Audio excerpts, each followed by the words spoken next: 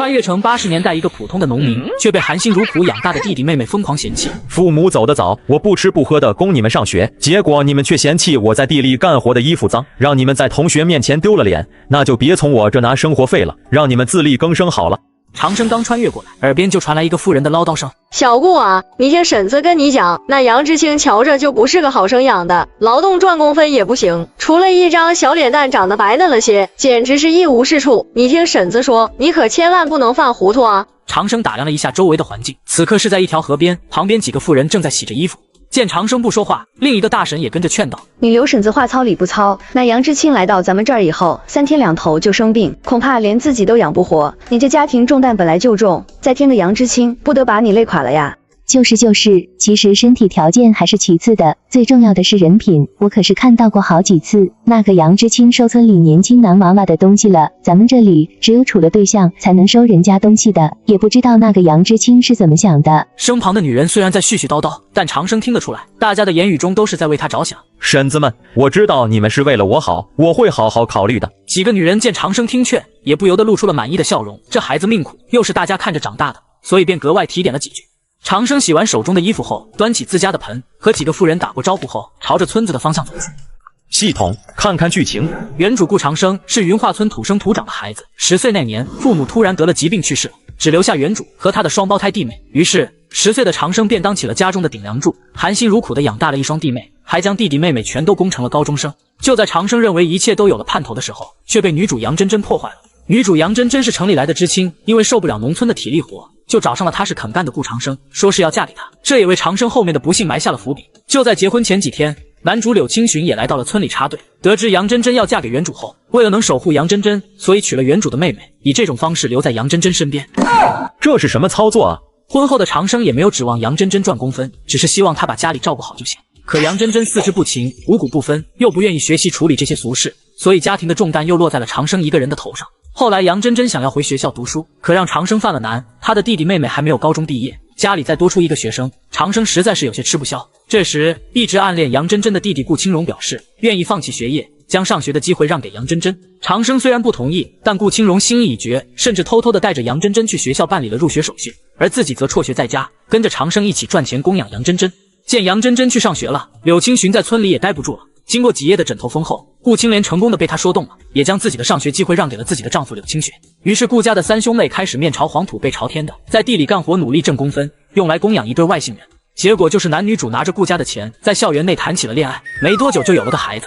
长生得知此事后怒不可遏，冲动之下将柳青寻打个半死，而自己的弟弟妹妹也没有站在自己一边，而是为了各自喜欢的人，联合将长生送进了监狱，使得原主在狱中悲愤而亡。怎么说呢？他们1个2个的都有病吧？系统，他的愿望是什么？他的愿望就是想过自己的日子，为自己而活。呵呵，这简单。长生刚走到村口，便看见了在村口等他的女主杨真真。顾大哥，您洗衣服回来了。长生点了点头，态度冷淡。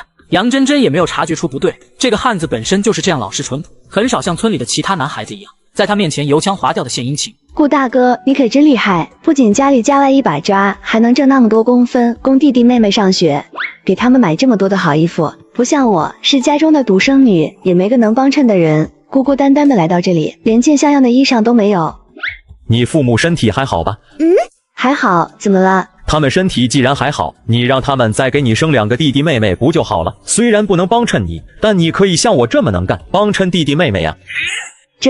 顾大哥说笑了，我父母如今那样大的年纪，怎么还能给我添弟弟妹妹呢？杨真真从小就是家中的独女，父母也曾想过给她再生弟弟妹妹，可全都被杨真真拒绝了。她才不想要一个小孩子过来分走她的宠爱。你有事没事啊？没事我就走了。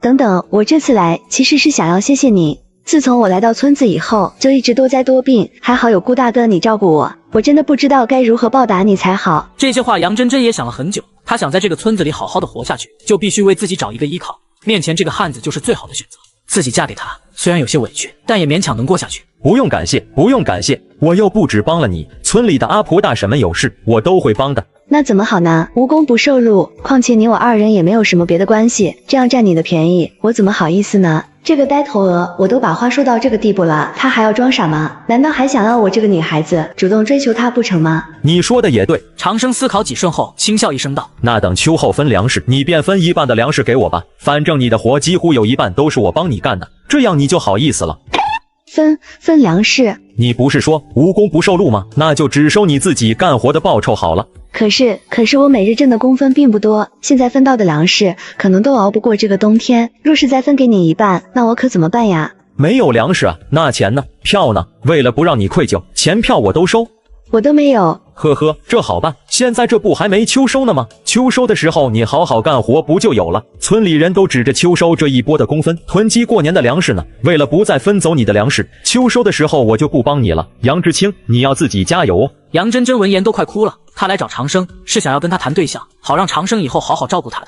结果对象没谈成，粮食也丢了，劳动力也丢了。怎么会这样？长生对我是有几分喜欢的，怎么会突然变了态度呢？难道是我收刘家小子的鸡蛋被他瞧见了？想到这，杨真真知道今天的事是成不了了，于是连忙调转话题。顾大哥，过几天秋收的时候，你想在哪片地里干活啊？我想和你一起。哦，想和我一起干活？为什么呀？为什么？当然是为了你能帮我干点活啊！心里虽然是这样想，但杨真真可不能这样说，只是羞涩地说道：“我也不知道，我就想要和你在一起干活，哪怕和你聊聊天，我也觉得充满了动力。”你想要和我一起干活，是因为想要和我聊天啊？我说的这样清楚，这根木头应该明白了吧？就在这时，长生看到了洗完衣服回来的妇人们。嘿嘿，杨知青，我没有想到你居然是这样的人，我真是看错你了。杨真真被长生突然的变脸吓了一跳，一脸不解地看向他。你自己偷懒逃避劳动也就算了，居然还要找我聊天，想让我也逃避劳动吗？顾小子，发生什么事了？杨知青他刚刚说想要和我一起干活，说是只有我在旁边跟他聊天，他才有干活的动力。可我也要干活啊，哪里还有精力陪他聊天？几个妇人闻言，立刻看向了杨真真。这个年代，民风还很淳朴，一个女人需要听到男人的声音才能干活，那她得是多缺男人呢？不是的，我不是这个意思。杨真真看着几个妇人不善的目光，终于忍不住捂着自己的脸，哭着跑回了知青所。长生摇了摇头，谢过了几个婶子，转身回到了自己的家中。长生将手中的盆放在桌子上，直接就去了原主所住的厢房。家里都是原主在操持，居然被自己的弟弟妹妹嫌弃的，只能住在这里，真是好脾气啊！长生直接转身到了正房，正屋里的东屋由顾青荣所住，西屋由顾青莲所住。因为他们二人都在镇上读书，所以房间也暂时空了下来。原本长生和顾青荣是住在一个房间的，可顾青荣随着年龄增长，总觉得这个哥哥又土又脏，所以便借口长生会打扰他学习，让长生搬到了厢房居住。现在还是你去住那厢房吧。长生直截了当的清理了属于顾青荣的东西，愉快的占领了这个房间。整理完毕后，长生又来到厨房，拿出珍藏已久的腊肉和鸡蛋，成功的给自己加了个餐。真香！原主也真是的，苦了谁也不能苦了自己都不知道。腊肉和鸡蛋是这个家中最好的吃食，只有等顾青荣和顾青莲回来的时候才会拿出来做菜，而且每次做好都会分到弟弟妹妹的碗中，所以原主已经很久没吃过这样好的东西了。因为现在是农闲季节，村里也没有农活可做，长生便每日白天在家中休息，晚上偶尔去河中抓鱼，去后山打猎，每天肉食不断，很快体重便长了起来，面色也红润了起来。相比长生这几天的悠然自得，杨真真的日子就没这么好了。自从那天被长生设计后，村里的流言直接将她传承了一个一天不和男人说话就浑身难受的女人，时不时就有人对她指指点点，这让杨真真十分苦恼。这一切都是顾长生惹出来的乱子，还得让他出来帮我解释才行。于是杨真真直接跑到了长生家里。顾大哥，你怎么来了？找我有事吗？杨真真本来想找长生帮她解释的，可看到桌上的肉，嘴边的话一下就卡住了。顾大哥，你正要吃饭吗？是啊，正要吃饭，你要一起吃点吗？这怎么好意思呢？哦，不好意思，那就算了。长生也没再管他，而是自顾自吃了起来。杨真真惊讶地瞪大了眼睛，不敢相信长生居然就这样自己吃了起来。我明明只是客气一下呀，正常的发展不应该是你说客气什么，一起吃点，然后我害羞的点头答应，二人一起共进晚餐吗？顾大哥真是能干，现在居然还有肉可吃，不像我，已经很久都没有吃到肉了。哦，那你可真够没用的。村中每年都会杀2头猪，夏天一次，冬天一次，每家每户都可以凭借着自家的工分去村里换取猪肉改善伙食。而杨真真的工分换取粗粮都不一定能吃得饱，更没有多余的工分去换肉。顾大哥，我们之间是不是有什么误会？你以前不是这样对我的。那我以前是怎么对你的？你以前对我很温柔很体贴，总会默默的在我身边帮助我，可现在你变了。你也知道我原来对你这么好啊，所以我要你的一半粮食，并不过分吧？粮食，粮食，难道在我这里你想得到的只有粮食吗？闻言，长生轻叹一声，实在没有粮食的话，钱和票也行。杨真真再也控制不住了，捂住自己的脸，哭着跑了出去。因为哭得厉害，杨真真没看清前方的路，直接撞到一个人怀里。同志，你没事吧？杨真真只是抿着唇摇了摇头，看着梨花带雨、楚楚可怜的杨真真，顾清荣微微有些愣神。瞧着你很面生，是新来的知青吧？我是这个村里的村民，我叫顾清荣，平常都在镇子上读高中。顾清荣，你就是顾大哥的弟弟呀，我经常听顾大哥提起你。你认识我大哥？杨真真没有说话，只是咬了咬嘴唇，有些伤心的点了点头。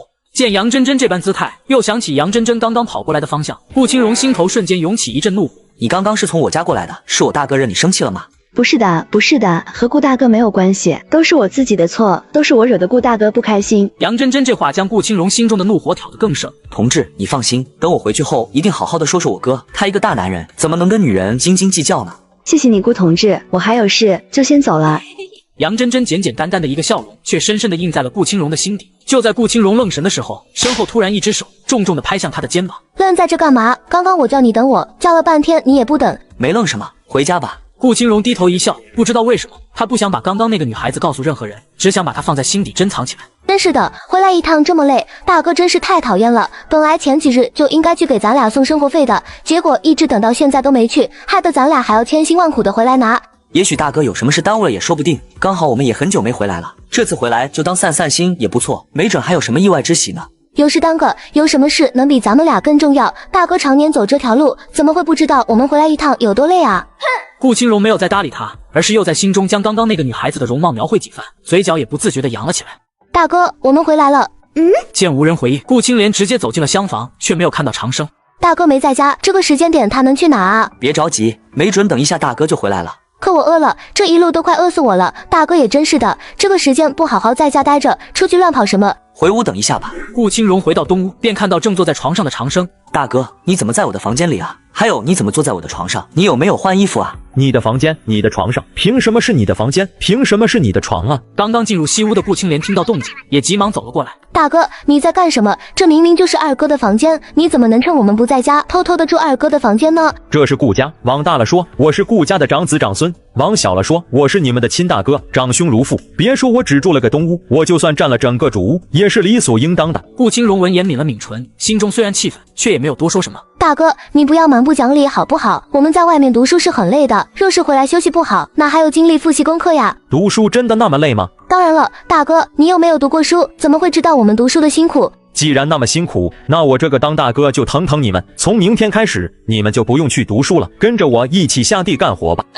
大哥，你到底在闹些什么呀？我们马上都快毕业了，现在怎么能辍学呢？顾清莲见长生依旧冷着一张脸，没有丝毫软化的意思，连忙开口说道：若是你不想住在东厢房了，那你就跟二哥商量好了，你们男人的事我才不管呢。话音落下，顾清莲便头也不回地跑回了自己的西屋。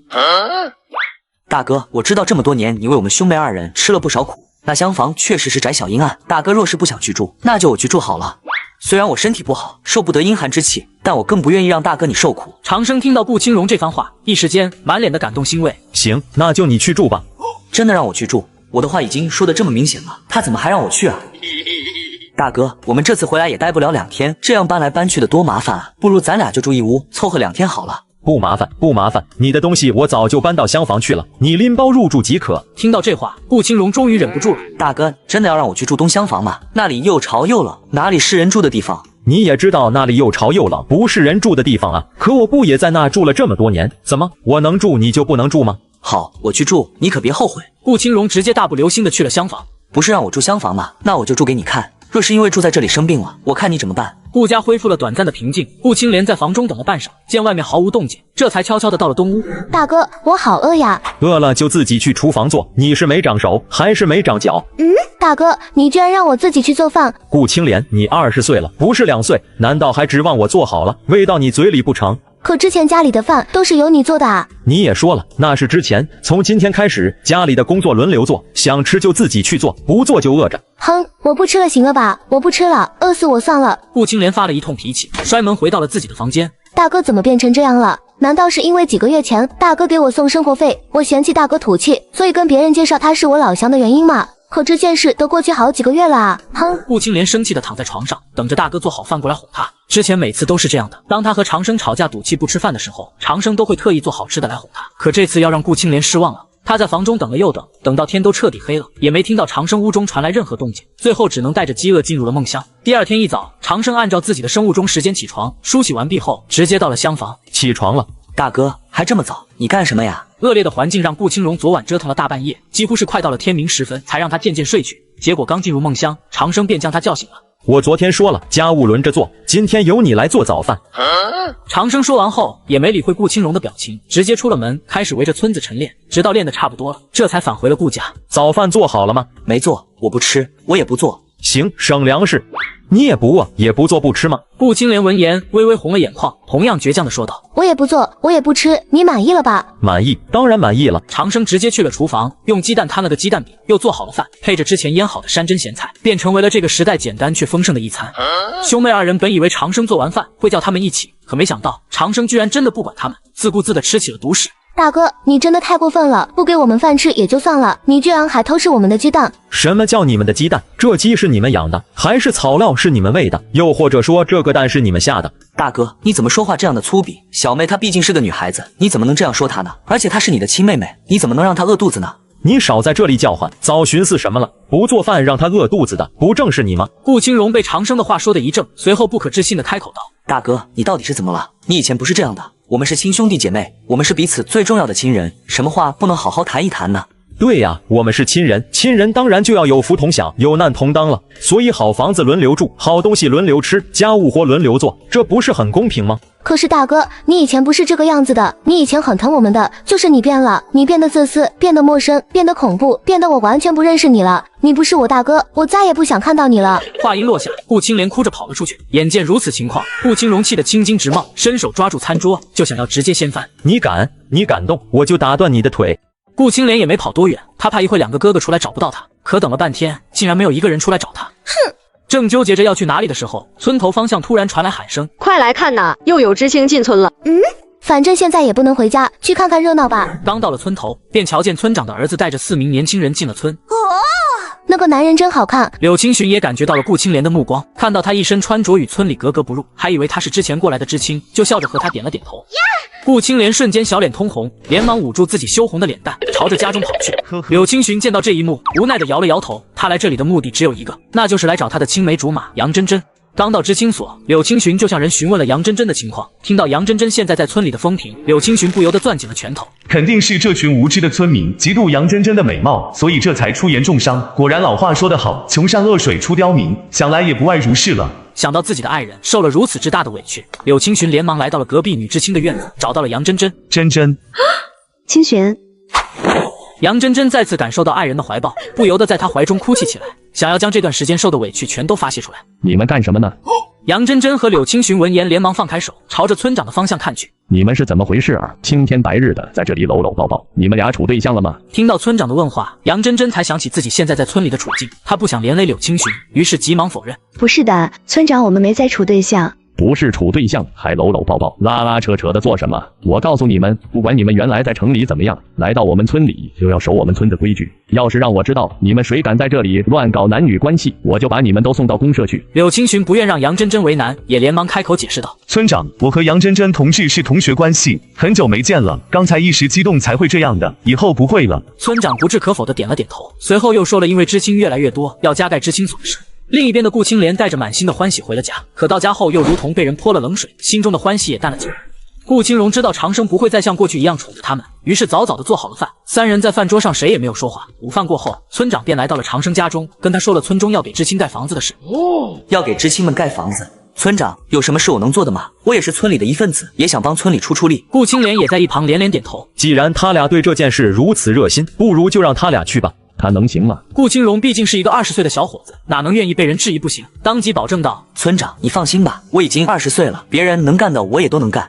正好趁着这次机会，我也让别人瞧瞧，我才不是吃白饭的。村长又看了看一旁的长生，见一向心疼弟妹的长生没有阻拦的意思，于是也点了点头应了下来。那行，你明天早上6点去村头报道。还有我呢，我也要去。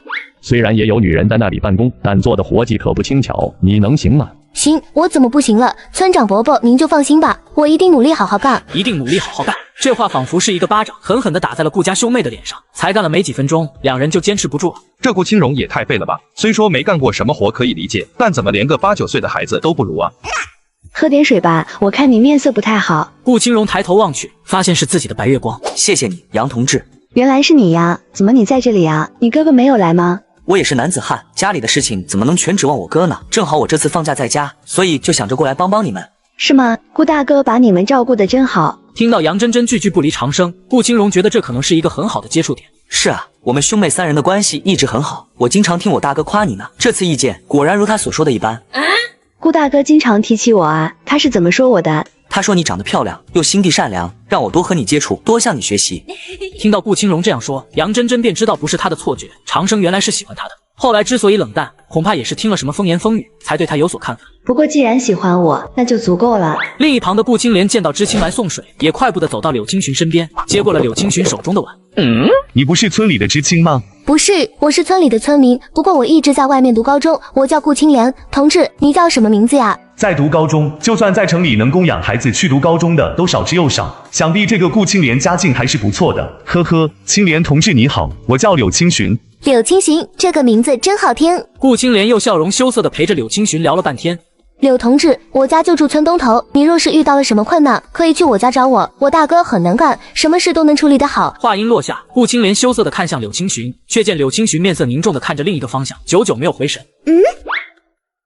那是我二哥顾青荣，和我一样在镇上读高中。柳青寻对此充耳不闻，只是一直盯着顾青荣。在送水结束后，柳青寻就偷偷找上了杨真真。真真是那个男人吗？你拒绝和我重新在一起，是因为顾家那个男人吗？见杨真真不说话，柳青寻就明白了。你就那么喜欢那小子吗？为了他，甚至和我断绝关系？不，我正是为了保护你，所以才选择了他。杨真真的心里也很绝望，她爱柳青寻，因为不想成为他的污点，所以只能这样伤害他。我告诉你，杨真真，你是我的，我不会把你让给任何人的。就在这时，有人从身后抓住柳青寻的肩膀。长生正在家中晒着自己采回来的蘑菇，村里相熟的小伙子便匆匆跑了过来。顾大哥，你快去瞧瞧吧，你弟弟和人打起来了。哦，打死了吗？还没呢。那就让他们再打会。顾青荣和柳青寻的打斗很快便引来了村长。二哥，这到底是怎么回事啊？是啊，都说说吧，到底怎么回事？杨真真不愿意拖累到柳青寻，生怕顾青荣说出什么有害柳青寻的事，于是抢先开口解释道：村长，一切都是个误会，柳知青看我挑水累到了，所以想过来帮忙，没想到顾同志误会了，这才发生这场闹剧，都是误会，都是误会。顾青荣不明白杨真真为什么要包庇柳青寻，但看到杨真真眼中的哀求，他也没有开口反驳。柳青寻的脚腕伤得很重，村里的村医没有办法解决，村长只好安排大队的牛车将柳青寻和顾青荣拉到镇医院，随后又派人去找了长生，毕竟是他弟弟打伤了人，后续如何处理还需要长生给个说法。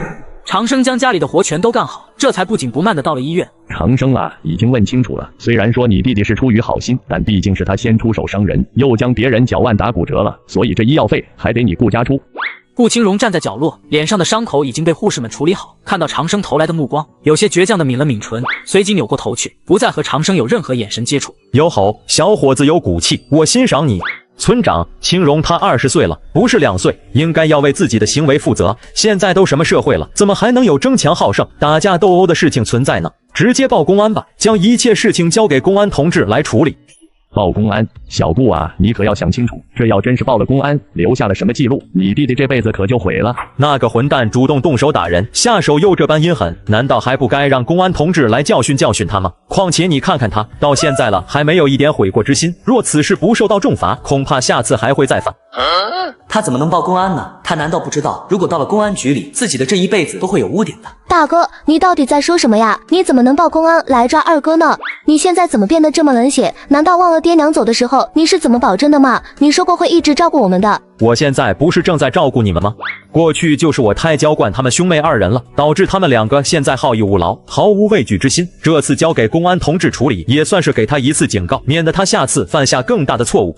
村长有些不知所措，他没想到一向疼爱弟弟的长生居然会提出这种要求。若是他管理的村子有人被抓进了公安局，他这个村长的面上也不太好看，所以只能耐着性子开口劝道：长生啊，你弟弟还小，带回去好好管教就行了，没必要送去公安局吧。他还小，他都已经20岁了。村里8、9岁的孩子都知道不可轻易伤人，他连8、9岁的孩子都不如吗？看着长生态度坚决，村长决定后退一步。今日之事属于双方互殴，彼此都有责任。那就这样吧，你顾家出1半的医药费，剩下的1半由柳知青自己出，你看怎么样？长生一副被气坏了的模样，捂着自己的胸口，再次摇了摇头。见长生铁了心要报公安，顾青荣满脸愤恨地说道：“顾长生，我已经是成年人了，可以对自己做的事情负责，不需要你在这里指手画脚。凭什么你说报公安就报公安？我不同意。”好，孩子养大了，翅膀硬了，不用我做主了。长生有些哀伤地看向一旁的村长。村长，你也听到了，既然他可以为自己的行为负责，那么我就先回去了。话音落下，长生一溜烟地消失在医院中。刚走到医院的院子里，长生便看到了一个小偷。这时，不远处的男人也察觉到了异常。我的钱包丢了，有没有人看到我的钱包啊？你的钱包在这里呢。周围的人群听到动静，迅速围了上来，将偷钱的小伙围在中间。这个年代家家都不富裕，偷人家的钱财和杀人没两样，更何况是在医院里偷钱。男人捡回了自己的钱包，对着长生一动感谢，激动的差点跪了下去。他媳妇在医院里难产，这可是救命钱。不用谢，都是应该的。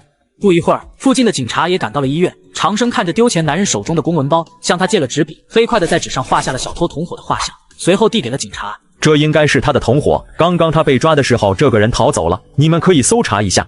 看着栩栩如生的画像，无论是警察还是男人都愣住了。随后，警察又将长生和小偷都带回了公安局，简单的做了笔录后，就把他送了出来。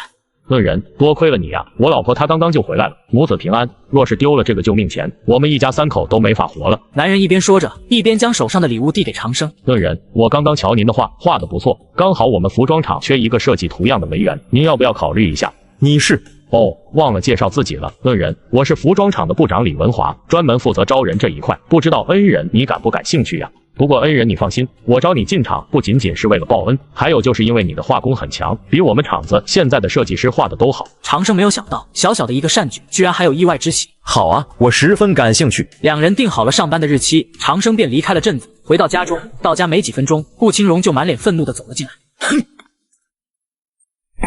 顾青莲也是同样如此，只见他站在院子中，目光狠狠地看向长生，企图用眼神震慑他，好让他乖乖地认错。可拉倒吧，你以为你那眼睛是激光眼呢？长生没有理会他的脑残，转身回到了自己的房间。顾青莲在院子里跺了跺脚，心中除了愤怒委屈，更多的是恐惧。如果大哥一直是这样的大哥，那我和二哥可要怎么办啊？眼见天色已黑，那兄妹二人也没有做饭的意思，长生便自顾自地来到厨房，精心地为自己准备了单人餐。这兄妹俩到底什么时候才能认清事实啊？因为医药费平摊，柳青寻也没有那么多钱，所以回到了知青所休养。而杨真真因为内疚，这一切都是因他而起，所以决定在柳青寻旁边照顾他。真真，我们不闹了好不好？让我们和以前一样，重新在一起好不好？杨真真没有想到，他已经拒绝过柳青寻那么多次，他居然还没放弃，于是佯装气愤地说道：“柳青寻，你不要痴心妄想了，我是不会和你在一起的，我讨厌你，这辈子我就算是嫁鸡嫁猪嫁狗都不会嫁给你，你死了这条心吧。”话音落下，杨真真飞奔着跑了出去，她不敢看柳青寻受伤的目光。事情已经不能再拖了，要让柳青寻彻底死心，最好的办法莫过于嫁为人妇。想到这，杨真真向着长生家走去。二哥，你没事吧？没事。二哥，你昨天怎么那么轻易的就在借条上签了字啊？万一大哥真的不替你还可怎么办？昨天长生就那样离开了医院，顾青荣没有办法，只得向村部暂时借了钱，打下了欠条，立下了还款时间。他不还，我就不去上学了，我去挣工分，看他怎么办。顾青荣知道长生对于他们兄妹二人的学业有多看重，他就不信长生会让他辍学干活还钱。可我觉得大哥可能真的变了。顾青荣心中也有些没底，于是决定自己先退一步。我去做早饭，你去叫大哥出来吃。顾青荣刚到院子，便听到屋内顾青莲惊恐的喊声：“怎么了？出什么事了？”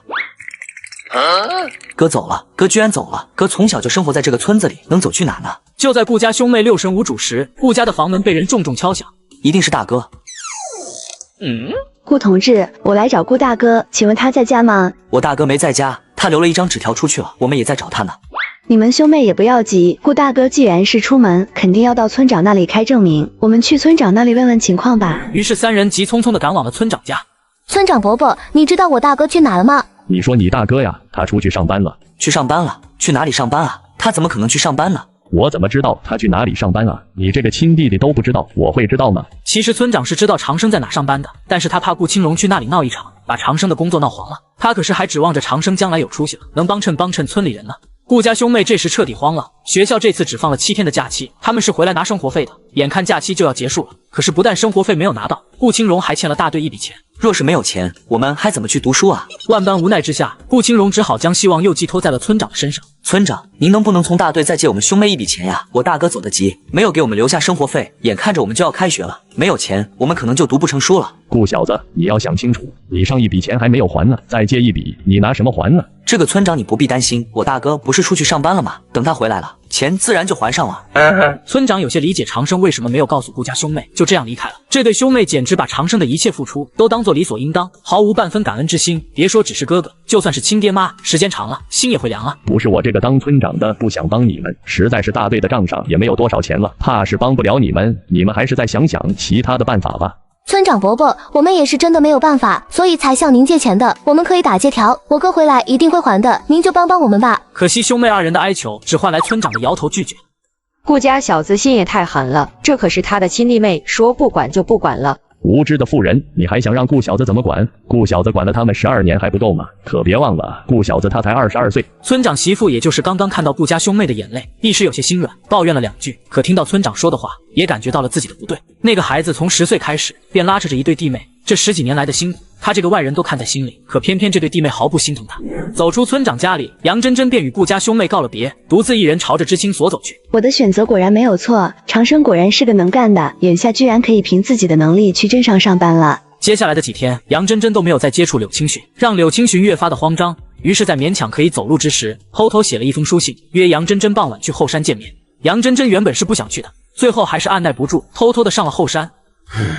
柳知青啊，青莲同志，你怎么会在这里？我闲来无事，所以到后山来走走。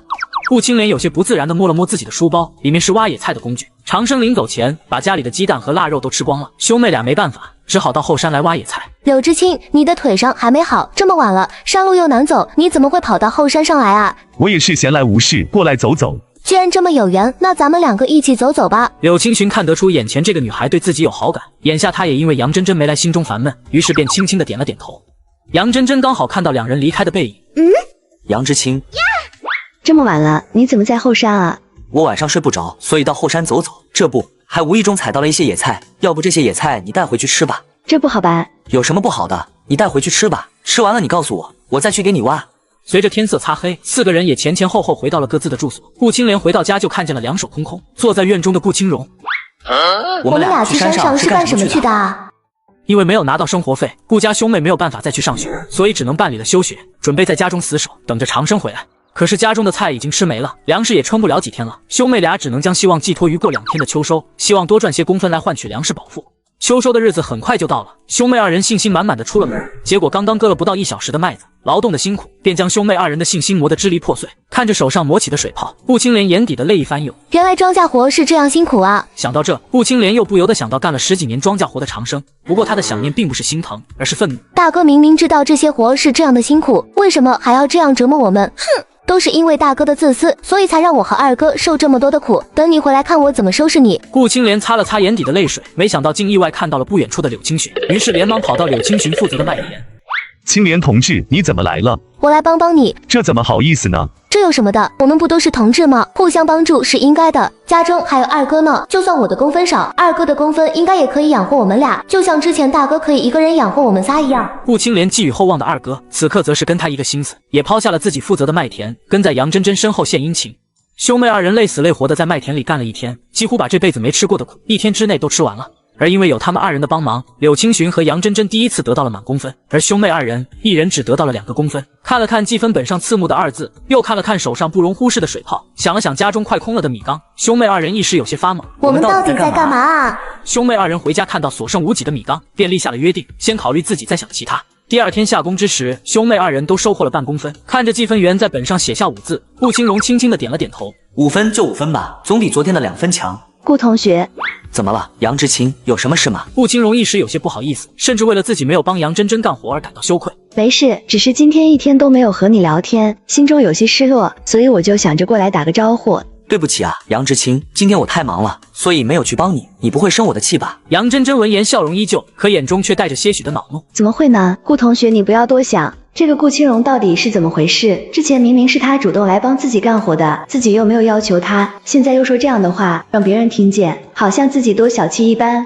还有那个野菜，这阵子我可能不能帮你去挖了。没关系的，顾同学，我如果想吃的话，自己会去挖，不用麻烦你的。杨真真虽然还是面带笑意，语气却冷淡了几分。亏我昨天还差点将这个顾青荣当成了备选对象之一，现在看来既年轻，办事又不牢靠，还没有责任心，这样的人怎么能带给我幸福呢？这样想着，杨真真也没有了和他继续谈下去的兴趣，草草的寻了个借口，便朝着知青所走去。结果刚走到村头，整个人便呆立在那。爸妈，杨真真感觉自己快疯了，爸妈怎么会下放到这个村子里来？全天下有那么多村落，有那么多改造农场，去哪里不好，偏偏要到这里来？村里的百姓本来就对我有些误会，若是让别人知道自己的父母是住在牛棚里的坏分子，那自己在这个村子里就更待不下去了。想到这，杨真真立马别过了头，朝着知青所跑去。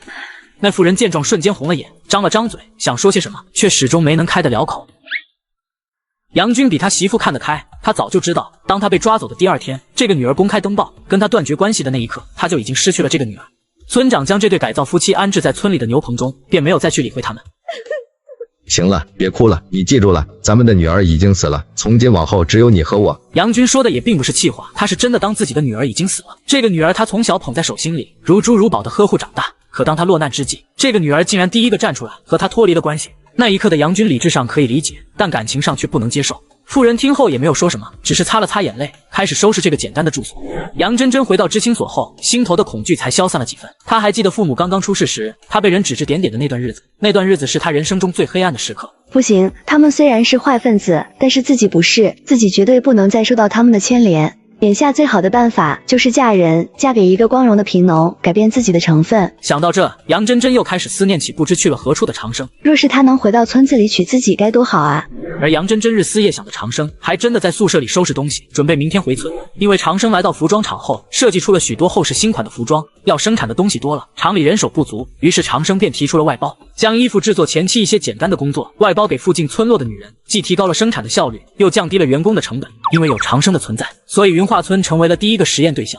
村长爷爷，村长爷爷，顾家大哥哥回来了，骑着自行车回来的，可威风了。什么？长生回来了？他在哪？顾家大哥哥说在村部等你。村长知道后连忙朝着村部的方向走去。知道了长生这次的来意，村长简直激动得合不拢嘴。您这2天先在村里组织一下，看看有多少户人家愿意干。过2日我先拿回来一批样品，让他们试试手。可别怪我丑话说在前头，那些手艺不行、滥竽充数的，我可不能要。长生啊，你就放心吧，他们要是敢不好好干，连我这关都过不去。叔在这里给你打包票，你就放心吧。行，叔，这事儿您就掂量着办吧，我就先走了。走什么走？回叔家吃完晚饭再走，马上就要下工了，我现在就去叫你婶回来做饭。而此时地里干活的顾家兄妹以及杨真真，心中仿佛都长了草一般，恨不得马上结束工作回去。下工后，杨真真直接找上了顾家兄妹。顾同学，我也很久不见顾大哥了，我和你们一起回去看看顾大哥吧。面对杨真真的请求，顾家兄妹也没有阻拦，一行3人各怀鬼胎的朝着顾家走去。大哥，我们回来了，我们都知道错了。可等了许久也没听到长生的回应。大哥没回来吗？问了其他村民才知道，长生从村长家出来后直接就回了服装厂，没能见到长生。顾青荣和顾青莲全都红了眼眶，心中恼怒不已，还有着几分慌张委屈。大哥到底要闹脾气闹到什么时候？今天就连村口的小孩都能分到他手中的糖吃，而我是他的亲妹妹，却连他的面都见不到吗？看到如此情景，杨真真也只好失望的离开。不过幸好当天晚上，村长便宣布了今天长生带来的消息，并告诉大家过2天长生会带着样品回来给大家做。2天后，全体村民都在村头等待着长生的到来，而杨真真则跑到了长生回村的必经之路上。一会等长生一出现，我便假装落水，只要他过来救我，我们2个有了身体接触，那时候他可就得娶我了。满心欢喜的杨真真却没有发现，一个身影躲在不远处的树后，正痴痴地看着他。不一会，长生便骑着自行车出现了。救命！来人呐，有没有人？救命啊！看着长生越来越近，杨真真嘴角露出一抹笑容，随后看着长生骑着车，目不斜视地从他身边扬长而过，留给杨真真的只有一道坚定的背影。这个该死的顾长生，他到底还有没有人性啊？别说我曾经是他喜欢的女人，就算是一个陌生人掉到河里向他呼救，他也不该熟视无睹，就这样离开呀。就在这时，岸边突然传来了一道猥琐的男声：“杨知青，你没事吧？”杨真真回头望去，只见是村里出了名的二流子，此刻正站在岸边，笑盈盈地看着自己。若是现在我下水救了杨知青，我们2个有了亲密接触，那么这个杨知青不就成了我媳妇了？杨知青，你别怕，哥哥我来救你了。杨真真被吓坏了，哪里肯让李三靠近，于是奋力朝着前方游去。李三见状也不恼，从后方快速的追了上去。就在此时，岸边突然传来了呵斥声：“李三，你在干什么呢？还不快点给我滚上来！”村长，我可没干什么坏事，杨知青落水了，我只是过来救他而已。刚上岸的杨真真也看到了不远处的长生。顾长生，刚刚我落水，你为什么不救我？我明明在拼命的哀求你，你为什么还见死不救？我不会游泳。不可能，我明明听你弟弟说过你会游泳的。杨真真做这件事之前，早已经提前向顾青荣打探清楚了。可我也看到你会游泳啊，既然你会游泳，为什么还要我下去救你呢？村里人也瞬间反应了过来，刚刚长生赶回去，说杨知青意外落了水，他一个男同志不方便下水救，于是村里会游泳的女同志便都赶过来。而他们来时，明明看见这个杨知青确实是会水的，而且游得还不错。对呀，你会游泳，为什么还要别人来救你？还能因为什么？当然是看上长生了。看着众人越来越不善的目光，杨真真连忙辩解道：“不是的，不是的，我刚刚只是因为突然落水，没有反应过来，一时吓到了，这才忘了自己会游泳的事情。”你这个借口也太拙劣了，只听说过不会游泳的人因为落水意外的学会了游泳，从没听说过会游泳的人因为落水意外的忘了游泳。杨真真站在人群之中，看着众人目光中的嫌弃，一时间竟让杨真真仿佛回到了父母刚出世的那段时间。都是他，这一切都要怪他。在杨真真看来，自己对长生并没有任何的恶意，自己不嫌弃他粗鄙，送他一个肤白貌美的老婆，而这个顾长生却如此的不识抬举，还差一点害他被二流子损坏了名声。想到这里，杨真真再也受不了了，捂着脸哭着朝知青所跑去。行了，散了吧，我们接着回去商量正事。长生将从厂子中拿过来的实验品分发了下去，限期2天时间回收，通过样品的合格率来选定人选，手艺不好、滥竽充数的不要。而这2天，长生也只能留在村子里，有什么地方不懂的，大家可以随时去问他。大会结束以后，长生便往顾家走去。大哥，你回来了，快洗洗手，准备吃饭吧。顾青莲仿佛什么事都没有发生过一般，像过去一样撒着娇。你们吃吧，我刚刚在村长家吃过了。长生说完，直接朝着房间走去。见此情况，顾青荣强装出来的笑意瞬间撑不住了。长生进屋之后便收拾了起来，顾青莲也悄悄跟了进来。大哥，需要我帮你吗？不用。大哥，你还是这么能干。我还记得爸妈刚走的时候，我和二哥年纪小，只知道哭，还好大哥能干，一直照顾着我们。顾青莲一边打着感情牌，一边偷偷打量着长生的神色。见长生不为所动，顾青莲偷偷掐了自己一把，眼泪瞬间含满了眼眶。大哥，我已经知道我错了，从小到大你对我那样好，可我却这样对你，我真的知道错了。你走的这段时间，我每天都在想你，大哥，你就原谅我好不好？长生见状叹息一声。我们都变了，我不是过去你那个老实的大哥，你也不是过去那个听话的妹妹了。我听话，大哥，我保证以后肯定听你的话，好不好？那如果你不听我的呢？顾青莲见长生的态度有所软化，连忙开口承诺道：如果我不听你的，那你就再也不理我，再也不管我了，这样行不行？管他以后怎么样，先把你哄回来再说。行，这是你说的，我记住了。天色不早了，早点回去休息吧。终于又等到长生略带关切的语气，顾青莲心下大安，闻言连连点头，眉开眼笑的跑了出去。呵呵，你们会改，那太阳不得从西边出来啊。落水事件过后，杨真真将生活的所有不公全部都投到了长生的身上。恰巧有个女村民前2天刚被别人休弃回村，因为她长得又老又丑，而且还不能生育，就被杨真真选中了。顾长生不是看不上我做他的媳妇吗？那我就把这个王芳配给他。这般想着，杨真真匆匆回了知青所，拿出了长生临走时留在顾家的那8个字，仿照长生的笔记，洋洋洒洒的写了一封信。信中写道：因为长生小时候得到过王芳的一饭之恩，从此便对他念念不忘。现在得知他恢复单身，所以想要与他再续前缘，约他傍晚时去村边的大树旁说说话。只要长生和王芳说上话了，我就跳出来假装道歉，把周围的人都引过来，把他们2个处对象的事直接坐实，看他怎么办。为此，杨真真还特意又写了一封情书，书信之中写的极为露骨，准备趁乱丢在地上陷害长生和王芳。将书信揣好，杨真真直接到了村边的空地，等了半天也没见到王芳。不耐烦的杨真真直接绕到大树另一边，想看看王芳在不在那里，结果身后突然传来了一道猥琐的声音：杨知青想哥哥了吧？大晚上的还往哥哥的小树林里钻，小蹄子还挺辣，等等你哥哥我呀！妇人们看到衣衫凌乱的杨真真，又看了看后边满脸笑意的李三，瞬间全都挂上了厌恶的表情。不是这样的，我……杨真真正欲开口辩解，却一眼看见了人群后方的长生和王芳，瞬间如同找到了主心骨一般，咬牙切齿地说道：你们都误会了，我只是在村里捡到了一封信，想要过来还给顾长生，结果不小心碰到了李三。你怎么知道这是我的信啊？想到了信中的那些内容，杨真真的面上闪过一丝不自然，随后强忍着慌乱说道：“我本来也不知道是谁的，为了还给失主，只好打开看了看，上面落款有你的名字。”说到这，杨真真脸上带着怒气，朝着长生指责道：“顾长生，我没想到你居然是那种人，简直是恶心死了。”长生还没有说话，围观的妇人们先不干了。杨知青，饭可以乱吃，话可不能乱说。你们拿人家手软，吃人家嘴短，是这样的态度我也能理解。不过这是我和你们说不着，我要拿着这封信去找村长，一切让村长来做决断。杨真真扬了扬手中的信，嘴角露出了一丝得意的笑意。她就不相信这样伤风败俗的一封信，村长会无动于衷。杨真真，你确定要去找村长吗？我确定。于是，在场的众人便跟着杨真真一起向着村部走去。看到一行人前来，村长就知道又有事发生，有些不耐烦地问道：“又在闹什么？”村长，我要举报，我举报顾长生在村里乱搞男女关系。胡闹！杨知青，你不要在这里信口雌黄。长生是村里人看着长起来的，他是什么人，我最清楚不过。你说的这些绝对不可能。村长，我告诉你，你可不要因为长生现在有工作就包庇他。这件事你若是不能处理，那我就告到公社去。看着杨真真如此信心满满，村长一时间也有些拿不准了。莫非真的是长生和哪个姑娘好上了，被这个杨知青抓到了把柄？杨真真，我最后问你一次，你确定这是我的信？当然是你的信，若是没有这封信，我也被你骗了。我竟不知道你是个如此道德败坏之人。既然杨知青一口咬定这是我的信，不如就打开让大家看一看吧，也好让我这个当事人明白到底发生了什么。好，这是你说的。杨真真当即把信打开，手持信纸，将有字的一面展露给众人。不要脸，真是不要脸！这一声咒骂，仿佛将众人的脏话开关打开了，瞬间屋里的女人全都骂起街来。这一切也正中杨真真的下怀，她想要的便是顾长生受尽千夫所指。见着杨真真一脸得意的表情，村长无奈的叹息一声说道：“杨知青，你是不是拿错信了？”杨真真连忙将信翻转过来，只见信上无论是内容还是笔记，此刻竟然全都变了，而她则变成了信中香艳故事中的女主角。这封她栽赃陷害给长生的信，此刻竟然完全变了模样。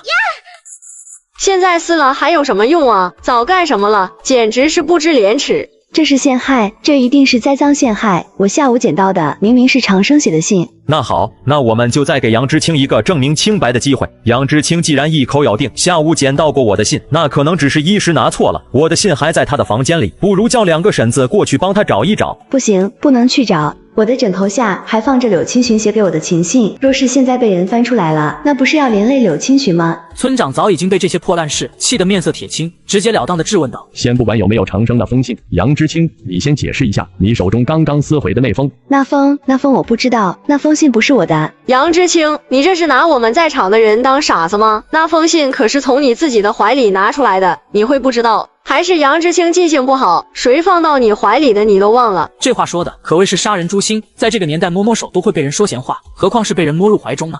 杨真真闻言面色惨白，眼底迅速积满了泪水。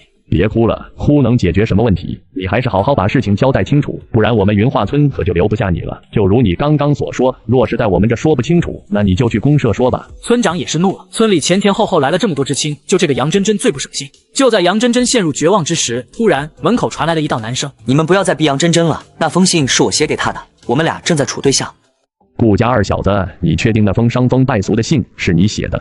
没错，我和杨知青正在谈对象，已经有了结婚的打算，所以写一些亲密的东西，这算不得什么吧？顾青荣不相信杨真真会是信中所写的那种人，他要救杨真真。是这样吗？杨知青。杨真真看了看顾青荣，又看了看一旁的长生，眼底的恨意疯狂交织，最后叹息一声道：“是的，我们俩正在处对象，而且我们马上就要结婚了。”柳青寻刚从地里赶过来，就听到了杨真真的这话，瞬间犹如晴天霹雳。呵呵，我这一路上的担心都是个笑话，呵呵。柳青寻转身离开了这个令人窒息的地方，人群中的顾青莲见状，急忙追了出去。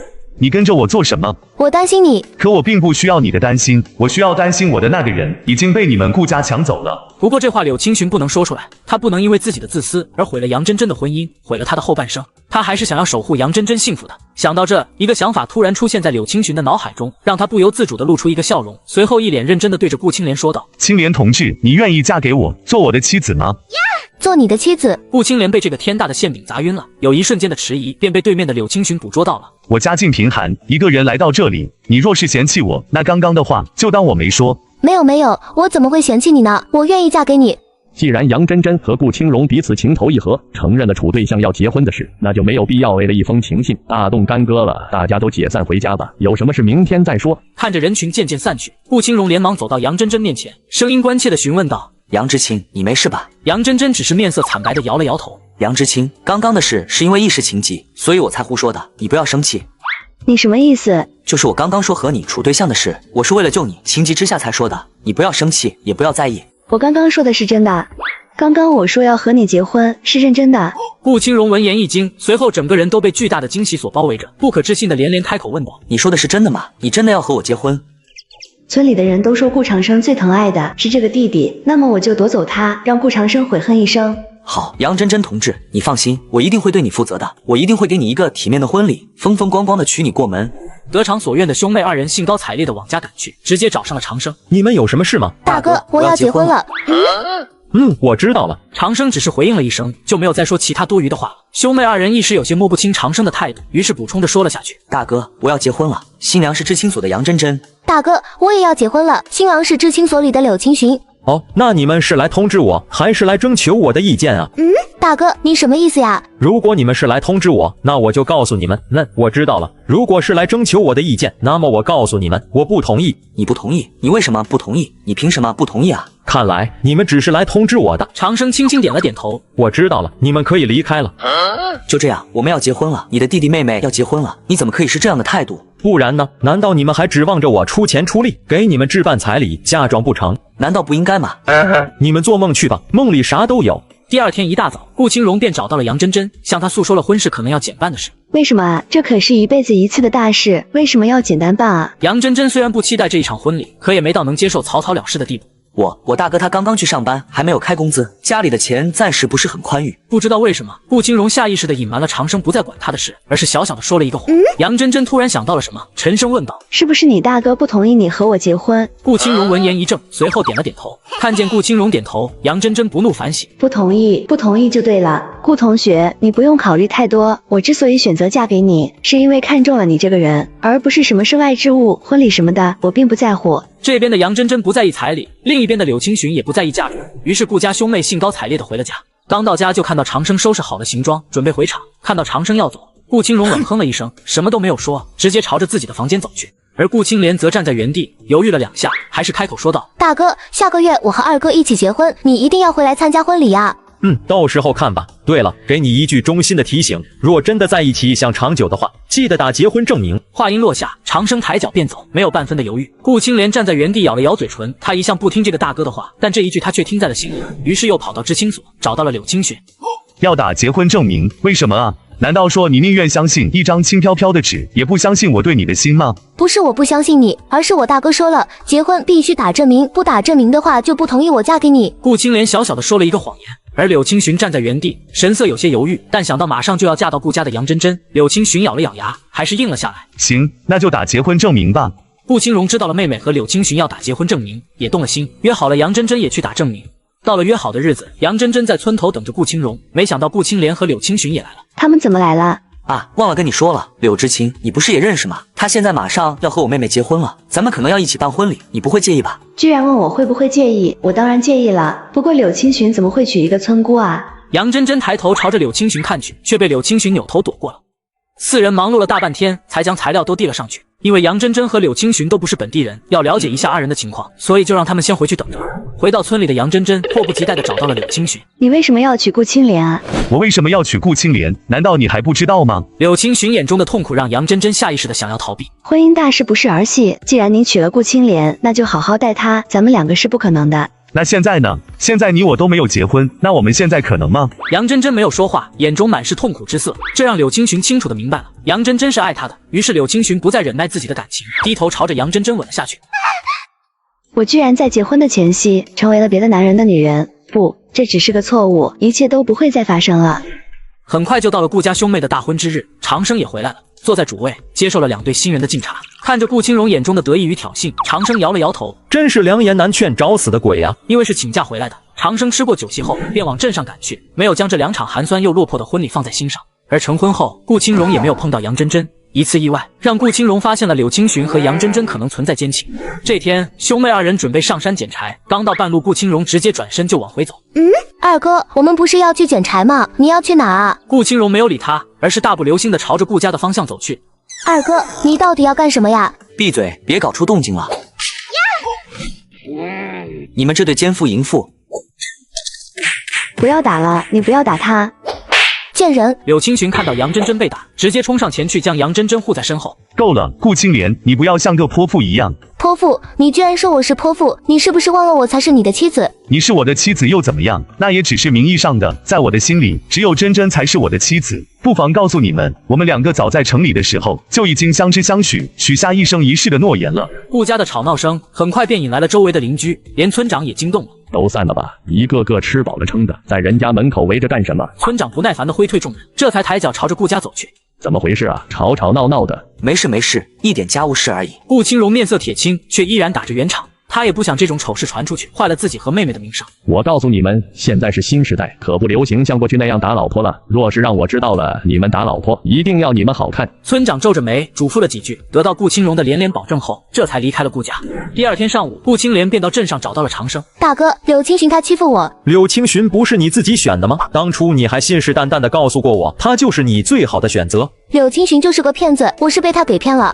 他骗你什么了？他和那杨真真早就有一腿了，他们没下乡之前就好过。说到这，顾青莲的眼泪又流了下来。如果结婚之前你就知道他们俩好过，你还会选择跟他结婚吗？我当然。顾青莲下意识就想要否认，可看到长生眼神的一瞬间，他口中的话又顿住了，因为他知道，就算结婚前他知道了柳青寻和杨真真好过，他也会嫁给柳青寻的，还会把这当成是对自己的挑战，选择和柳青寻结婚，再把他一点一点的夺过来。看到顾青莲不说话，长生再次提醒道：“这是你自己选择的，不是吗？”就算是我自己选择的，难道大哥你就不管了吗？不是不管，而是管不了。如果我让你现在跟柳青寻离婚，你会同意吗？凭什么我要离婚？我才是原配。我要是离婚了，不是给杨真真那个贱人让地方吗？那你希望我怎么管呢？大哥，你能不能回去教训一下柳青寻，让他以后好好的跟我过日子啊？呵呵，原剧情中也是这般，顾青莲希望长生好好教训一下柳青寻，让柳青寻收心，好好跟他过日子。可后来长生打了柳青寻以后，顾青莲又嫌弃他下手太重，而对自己这个大哥心生怨气。后来顾青荣报警，他被抓去坐牢，这个妹妹也从来没有去探视过。男人嘛，都爱玩。你既然已经选择嫁给他，那就要好好的守护他，用你的爱去感动他，何必让我这个外人去给你们夫妻二人添麻烦呢？就像你说的，你和柳青寻是领过证的，是他名正言顺的妻子，那你还担心什么呢？长生也没心情再听顾青莲说什么了，直接把他打发走了。顾青莲回到顾家以后，站在院子中看了他二哥的东厢房。自从昨天的事发生后，他二哥就一样扭送二人去公社做威胁，把杨真真和柳青寻都关在了屋里。现在的他既不想去东厢房看到杨真真，又不想回房间看到柳青寻，最后只能叹气一声：唉。大哥，虽然才刚刚和长生分开，但顾青莲又有点想他大哥了。之前他大哥在的时候，无论多大的风浪，半点雨滴都不会落在他的身上。曾经他还有一段时间看不上他大哥，因为他大哥像是一棵又土又笨的大树。可现在他知道了，没有了那棵大树，他连栖身的地方都没有了。杨真真被顾青荣关了好几天，各种哀求的话都说遍了，才获得了短暂出门行走的机会。就算是这样，顾青荣也一直跟在杨真真身后。杨知青，没看出来顾小子还挺疼人的嘛，时时刻刻都守着你。人家小夫妻感情好，怎么你羡慕啊？杨真真看了看不远处的顾青荣，心力交瘁的闭上了眼，没有加入妇人们的闲谈。见杨真真不理他们，几个妇人也没再和杨真真说话，于是又谈起了其他的事。你们听说了没有？牛棚里的那对夫妻平反了，说是这2天就有人来接他们走了。真的假的？如果是真的，那他们也算是苦尽甘来了。听到二人所言，杨真真眼中迸发出希望的光芒，抬脚便朝着牛棚的方向跑去。我终于可以回城了，我终于可以回到原来的生活了。杨真真带着满腔的希望跑到了牛棚，结果却只看到了空空如也的房子。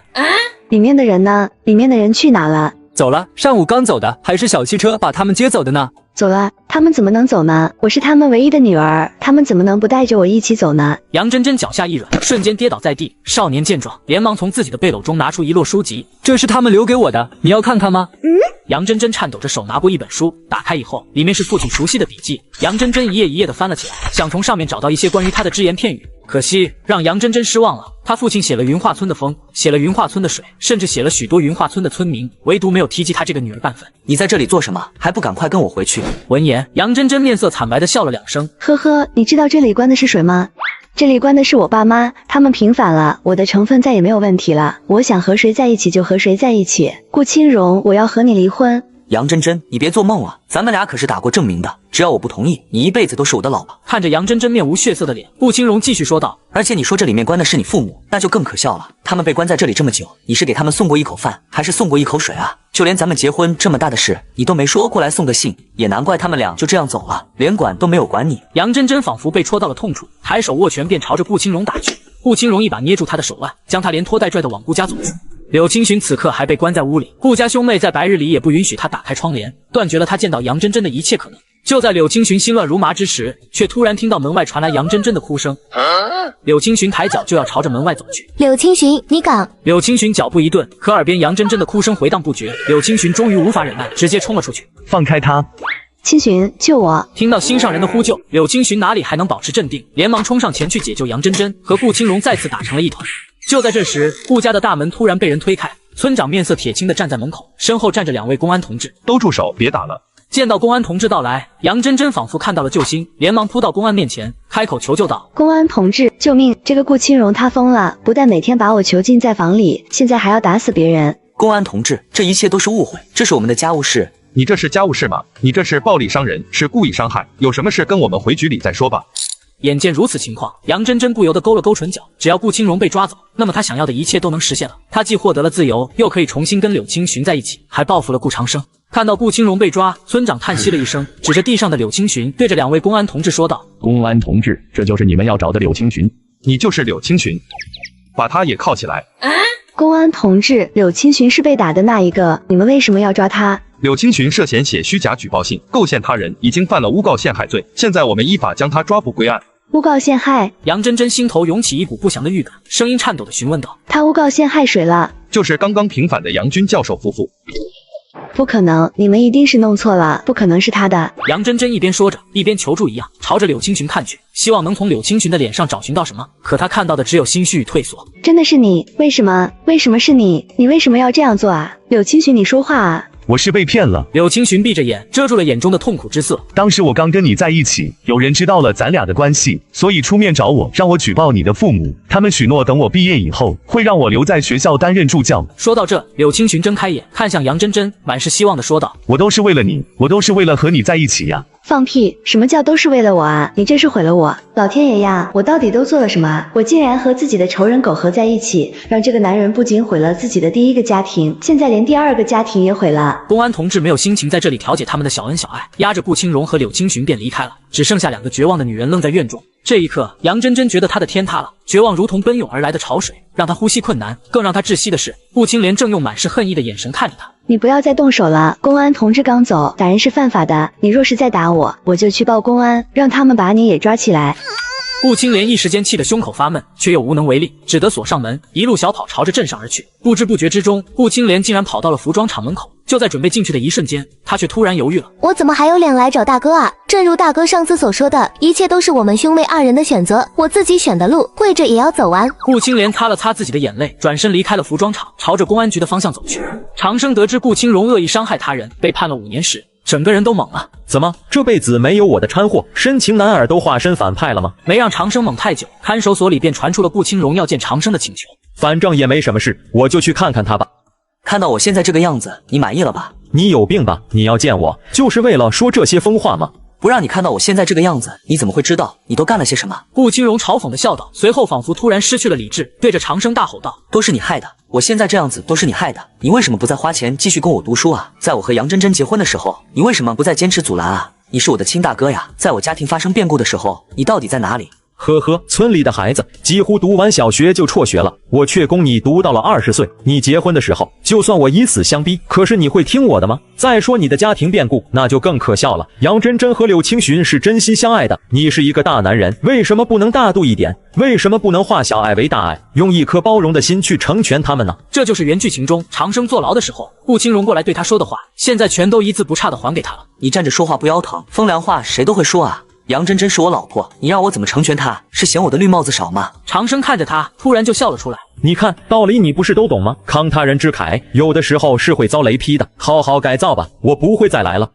大哥，顾青荣看着长生离开的背影，绝望的叫了一声，长生却连脚步都没有停顿，大步流星的消失在他的面前。顾青荣仿佛被抽走了所有力气一般，无力的瘫坐在椅子上。其实他后悔了，只不过他不想服软，想要让这个哥哥再哄哄他而已。这个哥哥从小辛辛苦苦的将他们兄妹拉扯大，小的时候他看到哥哥的辛苦，也曾在心中暗暗发誓，将来一定要好好报答哥哥。到底是什么时候变了？是哥哥手上不断增加的伤痕，是哥哥脸上消磨不去的疲惫，是街坊邻居们一句句的叫他感恩，这一切都如巨石一般压在他的心头，让他喘不过气来。现在想想，那句老话说得好啊，久负大恩反成仇。现在弄成这样，就是我的报应啊。顾清荣在里面不好过，他的老婆杨真真在外面更不好过。顾清莲为了报复他，每天都在挑他的毛病。终于有一天，杨真真受不了了，趁着夜色逃离了云化村，回到了老家。结果却发现父母已经将老房子卖掉，搬去别的城市生活了。无处可去的杨真真只能又回到了云化村，却得到了一个令她震惊的消息：你怀孕了，前3个月一定要注意，不然可能会有流产的风险。杨真真闻言面色又惨白了几分，她和顾清荣根本就没有夫妻之实，这个孩子只能是柳青寻的。他是绝对不会让这个孩子出生的。但看着顾清莲脸上的欣喜，杨真真也没有开口解释，而是跟着顾清莲回到了顾家。之后的日子里，杨真真在顾家的待遇直线上升，很多活顾清莲都不让她做了，隔三差五的还会给她煮个鸡蛋补补身子。这天，顾清莲到镇上探望顾清荣，并告诉了她杨真真怀孕的消息。得知杨真真有了身孕，顾清荣气得面色涨红，咬牙切齿的将真相告诉了顾清莲。顾清莲也被杨真真的无耻气到，那个杨真真明知自己怀的是个孽种，怎么还敢心安理得的接受我的照顾啊？于是等顾清莲回村的时候，特意叫上了妇联和公社的同志。你血口喷人！我和你哥已经结婚2个多月了，怎么可能什么事都没有发生呢？这个孩子就是你们顾家的种。这个年代可还没有什么 DNA 检测呢，只要杨真真一口咬定，顾清莲也拿不出别的证据来反驳。你哥虽然是个犯事的，但是我不嫌弃，我愿意等他。我看你就是看你哥进去了，想要霸占顾家，所以才往我身上泼脏水，想要把我和我肚子里的孩子赶出家门。我告诉你，你想都别想。杨真真说话的时候实在是太过理直气壮了，竟让围观的村民们一时间也拿不准。而且杨真真和柳青寻私通的事，顾家兄妹怕丢人，也一直没有讲，所以这个孩子更加的名正言顺了。眼见众人渐渐的朝着杨真真偏袒而去，顾清莲气得双眼通红，正纠结着要不要把他们的丑事说出来时，后边突然传来了一道男声：你说你和顾清荣是正常夫妻是吗？看到长生的一瞬间，杨真真的眼中闪过一抹恨意。没错，我和顾清荣已经结婚2个多月了，当然是正常的夫妻。既然你和顾清荣是正常的夫妻，那你说顾清荣那块红色的胎记是在左胸口还是在右胸口呢？呵呵，杨真真冷冷一笑，这种把戏她在小说中见得多了。顾长生，你别在这里故弄玄虚了，顾清荣身上根本就没有胎记。此话一出，人群中便传来了骚动声，一个婶子一脸嫌弃地说道：顾家二小子确实有胎记，我见过，不过没在胸口，而是在肚皮上，红色的，还不小呢。那时候他们3个过得衣不蔽体，那块胎记老些人都见过呢。对啊，我也记得有，我曾经还以为是受伤了呢，红扑扑的一个大胎记。此话一出，杨真真的谎言不攻自破，瞬间无力的跌倒在地，面色惨白的环视众人，想要找一个人来求救。可惜在场的人却没有对他心生怜悯。很快，杨真真便被公社的人强行拉走了，后期可能还要拉去游街批斗。顾家恢复了短暂的清静，长生朝着顾清莲点了点头，转身跟着村长要回村部。大哥，谢谢你大哥。不用谢。长生想了想，念在过去20年的兄妹情，还是给了顾清莲最后一个善意的提醒。柳青寻要在里面待8年，你可以向上方打申请解除和他的夫妻关系。听到长生的话，顾清莲开怀一笑，我才不离呢，那对狗男女把顾家害成这个样子，就是死磕，我也要和他磕一辈子。随后顾清莲看向长生，抿了抿唇，再次笑道：大哥，你已经管了我们10几年了，现在我也长大了，可以为自己做主，往后的人生你就过自己吧，别再想其他人了，就为自己活着。话音落下，顾清莲擦了擦眼角落下的泪，转身离开了。村长见状也叹息一声：树不修理不直溜，做人也是这个道理，你就安心的活自己吧，村里的事有我看着呢。呵呵。长生笑着和村长道了谢，忙完一切后又回到了镇里，之后就没有再关注过几人的消息，舒舒服服的过着自己的小日子。而杨真真被批斗以后，直接被送到了农场改造，期间他试着联系过他的父母，可惜都石沉大海了，最后只能在农场中一天天的熬日子。没过几年，顾清荣因为在里面表现良好，所以被提前释放了。和顾清莲短暂的团聚了几天后，便踏上了寻找杨真真的道路。并不是顾清荣对杨真真还有情，而是一来他毕竟是从里面出来的，在村子里生活可能会影响到顾清莲；二来是他心中的怨气仍在，必须要通过杨真真来抚平，他才不会这么轻易的放过杨真真。而顾清莲依旧守在云化村过活，直到出来后无处可去的柳青寻又回到了这里。看着仿佛苍老了几十岁的柳青寻，顾清莲心中冷笑不已。呵呵，你的苦日子这才刚开始呢。长生在这个世界享受到了90多，才选择了离开。系统，走吧，下一个世界。